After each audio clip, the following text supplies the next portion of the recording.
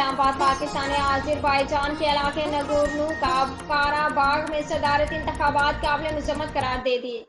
تفصیلات کے مطابق آذربائیجان کی سرزمین میں نام نہاد صدارتی انتخابات پر ترجمان دفتر خارجہ نے بیان جاری کرتے ہوئے کہا ہے کہ پاکستان کاراباغ کو جمہوریہ آذربائیجان کا خود مختار علاقہ سمجھتا ہے۔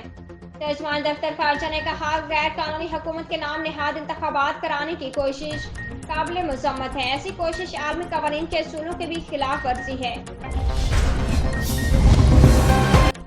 اسلام آباد نگران وزیر اعظم انوار الحق کاکڑ نے کاروباری افراد کو بڑی خوشخبری سنا دی۔ نگران وزیر اعظم انوار الحق کاکڑ نے SIFC کی ایتھکس کمیٹی کے 5ویں اجلاس کے بعد میڈیا سے گفتگو کی اور بتایا کہ نئی ویزا رجیم کے حوالے سے فیصلے کیے گئے۔ انہوں نے کہا کہ کاروباری افراد کو بآسانی ویزا فراہمی ممکن بنائی جائے گی۔ مراکش میں شدید نوعیت کے زلزلے کے باعث 820 افراد لقمہ اجل بن گئے جبکہ سینکڑوں افراد زخمی ہو گئے۔ کئی مکانات، مساجد اور کاروباری مراکز مٹی کا ڈھیر بن گئے۔ غیر ملکی میڈیا کے مطابق مراکش میں تباہ کن زلزلے میں ہلاکتوں کی تعداد 820 تک پہنچ گئی ہے۔ PTI رہنما عثمان ڈار کو کراچی کے علاقے ڈیفنس سے حراست میں لے لیا گیا۔ PTI رہنما عثمان ڈار کو سادہ لباس افراد نے حراست میں لے کر نامعلوم مقام پر منتقل کر دیا گیا۔